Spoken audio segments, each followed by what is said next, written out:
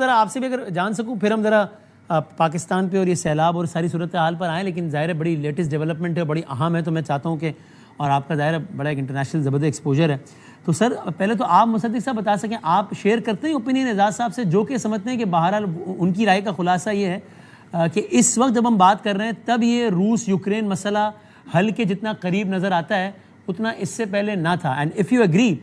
تو پھر آپ کیا سمجھتے ہیں یہ اس کا انڈیا کے لیے کیا مطلب ہے، جو کہ اس وقت ظاہر ہے امریکہ سے اپنے تعلقات کی ایک حالیہ تاریخ کی نچلی سطح پر ہے، بئی معنی کہ امریکہ کہتا ہے کہ صاحب آپ یہ رشیا کے ساتھ آپ اتنا تجارت کر رہے ہیں، تعاون کر رہے ہیں، وہ یوکرین میں بندے مار رہا ہے، آپ کو اس کی فکر نہیں ہے، تو یہ اگر مسئلہ واقعی حل کی طرف جاتا ہے تو یہ انڈیا کے لیے بھی ایک اچھی خبر ہوگی، ایک درد سر کا خاتمہ ہوگا کیا مصدق صاحب؟ دیکھیں میرا نقطہ نظر تو تھوڑی سی یہ ریال پولیٹک دیکھنے کے بعد یہ ہے کہ اس دنیا میں کمزور ملک کے لیے کوئی جگہ نہیں ہے، بس اس کے علاوہ اس بات کا کوئی جواب نہیں۔ خلاصہ یہی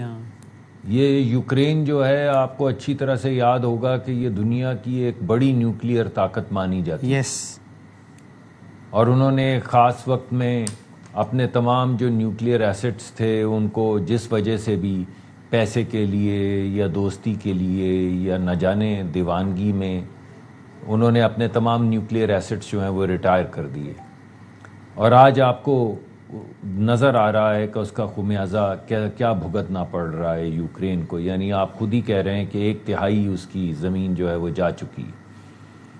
اب اسی کو آپ یعنی ایک اسٹوڈنٹ کے طور پہ مصدق صاحب یہ بڑا ایک if I may use the word interesting تو ایک بڑا ایک دلچسپ موازنہ بھی ہے نا، as ruthless as it may sound، کہ ایک طرف ایران نے جس نے کہا نہیں میں نہیں ہتھیار پہ سرنڈر کرتا، اس کو دنیا نے الگ طریقے سے ڈیل کیا اور اس نے بھی الگ جواب دیا، یہاں جس ملک نے وہ کیا اس کو پھر الگ طریقے سے ڈیل کیا، اور آج بھی لوگ کہہ رہے ہیں کہ بس اب یہی ہے، اب یہیں سے ٹیبل سے ڈیل لے کر اٹھو ورنہ اس سے برا حال ہوگا تمہارا، جاؤ بس۔ نہیں، بالکل ایسی بات نہیں، ایران کے ساتھ بھی یہی ہوا ہے، یعنی جو کمزور ملک ہے اس کو جو کمزور تھا وہ جو زیادہ مضبوط تھا اس نے اس کی ایسی کی تیسی پھیر دی۔ لیکن اگر یہی ایران ایک ایٹمی ایران نہ ہوتا تو پھر ایک الگ ہی رویہ نہیں ہوتا ورلڈ کا؟ نہیں، یہ آپ کا خیال ہے، اگر یہ ایران، میں ایران کے متعلق نہیں کہتا، لیکن کوئی بھی ملک اگر ایٹمی ملک ہوتا تو اس کے ساتھ کسی کی جرت نہیں تھی کہ ایسے ڈیل کرتا۔ اب آپ نے اگر چھیڑی دیا قصہ تو آپ پاکستان کی طرف آ جائیں۔ پاکستان کو بھی 1990 کی دہائی میں کہا گیا تھا کہ چھوڑیں یار نیوکلیئر کیا کرنا ہے، 5-7-8 بلین ڈالر لے لیں اور کھیل کو ختم کریں آپ۔ تو ابھی جب یہ رافال اڑے تقریباً 90 کے قریب، 87 یا 88 جتنے بھی تھے، اور ہر جہاز کے اندر تقریباً 5 میزائل لگے ہوئے تھے، تو آپ مان لیں کہ 450 سے 450 میزائل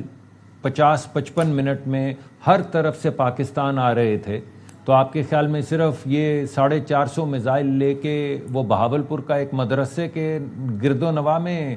کچھ گھر گرانا چاہتے تھے کیا؟ تو آپ پہ بات کلیئر ہو جانی چاہیے، نمبرز گیم ہے کہ 450 میزائل پاکستان کی طرف رخ کیے ہوئے تھے۔ اگر پاکستان کمزور ہوتا کنونشنل وارفیئر میں، یا پاکستان کمزور ہوتا نان کنونشنل طریقے سے، تو بھائی آپ کا مستقبل کیا ہوتا اور آپ کے اس وقت حالات کیا ہوتے؟ اور جس طرح آپ روز ٹی وی پہ دکھاتے ہیں کہ وہ ہسپتالوں کے نیچے ملبے میں سے چھوٹے چھوٹے بچوں کی لاشیں نکل رہی ہیں، تو آپ کے ہسپتالوں کا کیا حال ہوتا؟ اس وجہ سے میں نے تو صرف یہ جانا ہے۔ لیٹسٹ ڈیولپمنٹ مصدق صاحب آپ کا کیا انالیسس ہے کہ یہ کسی حل کی طرف جا رہا ہے معاملہ یوکرین والا یا نہیں جا رہا آپ کے خیال میں؟ دیکھیے یہ وہی حل ہے جو سیریا کا حل ہے کہ 1/3 سیریا کا بھی جا چکا ہے، ان کا پانی کا ایکسس بھی جا چکا ہے، اور ساتھ میں صلح نامے بھی کچھ ہو رہے ہیں۔ تو بالکل اسی طرح 1/3 یوکرین کا بھی جا چکا ہے، آپ ہی نے ابھی مجھے بتایا ہے، اور کچھ صلح نامے کی باتیں بھی ہو رہی ہیں، اور ہو سکتا ہے کوئی صلح ولا ہو بھی جائے۔ لیکن اس کا ٹیک اوے کیا ہے؟ اس کا ٹیک اوے یہ نہیں ہے جو آپ کہہ رہے ہیں۔ اچھا، اس کا ٹیک اوے یہ ہے کہ جس طرح پاکستان میں کسی غریب آدمی کے لیے کوئی جگہ نہیں ہے، اس طرح دنیا میں ایک کمزور ملک کے لیے کوئی جگہ نہیں ہے۔ اور کوئی بھی ملک ہو جو اپنی حفاظت نہیں کر سکتا، اپنی سرحدوں کی حفاظت نہیں کر سکتا، اس کو یہ جان لینا چاہیے کہ موجودہ جو اس وقت صورتحال ہے جس میں ملٹی لیٹرلزم کا خیر جو بھی اس وقت حشر نشر ہوا ہے، اس حشر نشر کے بعد اس ملک کی کیا حالت ہوگی اور وہ کس کو اپیل کرے گا اور وہ کس کے پاس جائے گا؟ وہ یورپ کے پاس جائے گا؟ وہ یونائٹڈ نیشنز کے پاس جائے گا؟ کہاں جائے گا؟ وہ کہیں نہیں جائے گا، کہیں نہیں جائے گا۔ اس وجہ سے یہ جتنے بھی لوگ یعنی جو حکمت کی باتیں کرتے ہیں، جو آپ کو کہتے ہیں کہ نہیں ہمیں اپنے دفاع پہ خرچ یہ کرنا چاہیے، دفاع پہ خرچ وہ کرنا چاہیے، ہم دفاع پہ خرچ کریں گے تو یہ ہو جائے گا اور یہ وہ ہو جائے گا، ان سب کو جان لینا چاہیے کہ وہ ممالک جو اپنا دفاع نہیں کر سکتے ان کا کیا حشر ہوتا ہے، چاہے وہ لبنان ہو، چاہے وہ غزہ ہو، چاہے وہ سیریا ہو، چاہے وہ یوکرین ہو، یا چاہے وہ کوئی اور۔ Might is right. Final word آپ دے دیں اس میں اعزاز چودھری صاحب۔ ٹیک اوے۔ ٹھیک ہے اعزاز بھائی۔ جی بالکل، یہ میں مانتا ہوں اس بات کو کہ اس وقت خصوصاً جب کہ دنیا میں کوئی بین الاقوامی قانون نام کی کوئی چیز نہیں رہی، ہاں ہاں، ہر ملک کو اپنے بل بوتے پر ہی جینا اور لڑنا ہوگا، اور کوئی کسی کو حق نہیں دیتا جب تک آپ وہ حق اپنا خود محفوظ نہ کر سکتے ہو۔ تو پاکستان کے لیے بھی یہی سبق ہے۔ ٹھیک ہے، ہندوستان کے لیے دن اچھے ہوں یا برے ہوں، پاکستان کو بہرحال اپنے لیے یہ بہت ضروری ہے کہ ہم اپنے آپ کو تیار رکھیں۔ ہندوستان کے عزائم بھی اچھے نہیں ہیں، اور دنیا جو ہے وہ اپنے مقاصد کے لیے صرف آپ کے ساتھ ملے گی جس حد تک ان کا مقصد ہو۔ اس لیے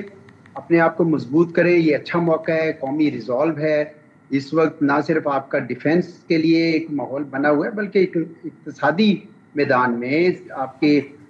پولیٹیکل سٹیبلٹی میں، آپ کے ہیومن ریسورس ڈیولپمنٹ، یہ تمام چیزوں پہ کام کرنے کی ضرورت ہے، کیونکہ قوم کو اس وقت مضبوط کرنا ہے۔ اس وقت بین الاقوامی لوگ یعنی کسی بھی ادارے سے آپ کو مدد نہیں ملے گی۔ تو میں اس بات سے بالکل اتفاق کرتا ہوں کہ یوکرین میں جنگ بند بھی ہو جائے، غزہ میں بھی جنگ بند ہو جائے، لیکن آپ کے لیے یہ حقیقت نہیں بدلے گی کہ ہے مرگے، کیا کہتے ہیں کہ ہے مرگے ہے جرم ضعیفی کی سزا، ضعیفی کی مرگ مفاجا، تو وہ تو حقیقت ہے۔ تو اس آج کل وہ زیادہ برحق ہے، کیونکہ پہلے تو پھر بھی کوئی ادارے بنے ہوئے تھے، لیکن اب تو ادارے اور رہا صاحب حرم بھی سب ختم ہو گیا ہے۔ صحیح، تھینک یو سر، بہت شکریہ۔